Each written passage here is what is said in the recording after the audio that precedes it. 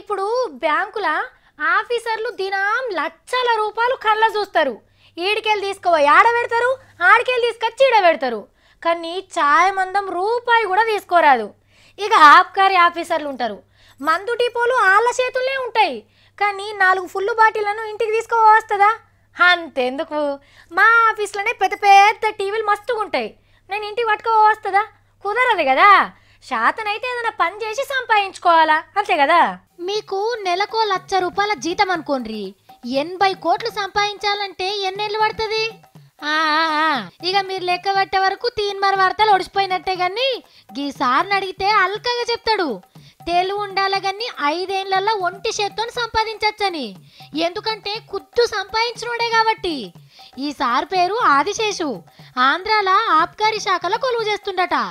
ఈ నడుమ కొత్త కొత్త కార్లు, ఈ స్మార్ట్ ఫోన్లు ఊకూకే రిజిస్టర్ ఆఫీసుల పొంట తిరుగుతాంటే పడనోళ్ళు పోయి ఏసీబీ ఆఫీసర్ల చెవులు ఉదిండ్రట గీ ముచ్చట. ఇక వాళ్ళొచ్చి ఇల్లంతా ఉనుకులాడితే 80 కోట్ల రూపాయల ఆస్తులు, 2 డజన్ల ఏటీఎం కారెట్లు, కాటన్ పిరం మందు బుట్లు బయటపడ్డాయి. కానీ మనం నిన్ననే చెప్పుకున్నాం కదా, సర్కార్కు ఆమ్దాని తెచ్చుట్ల ఆప్కారోళ్ళు ఏక్ నంబర్ పనిమంతులని. మరి కండ్ల ముంగట కోట్లు సర్కార్ గల్లపెట్టెలో కోతుంటే చేతులుట్టిగుంటాయా? 4 కోట్లు తీసుకొని జేబులు వేసుకోవాలనిపించినట్టుంది గీసార్కు. 4 కోట్లకేమిలు ఉంటదని 80 కోట్లు ఎన్కేసిండు గంతే. గీ ఇంత దానికే ఏమో ఏసీ బోళ్ళు ఒట్టిగా ఇంటి మీద పడి ఇజ్జత్ తీసిండ్రు.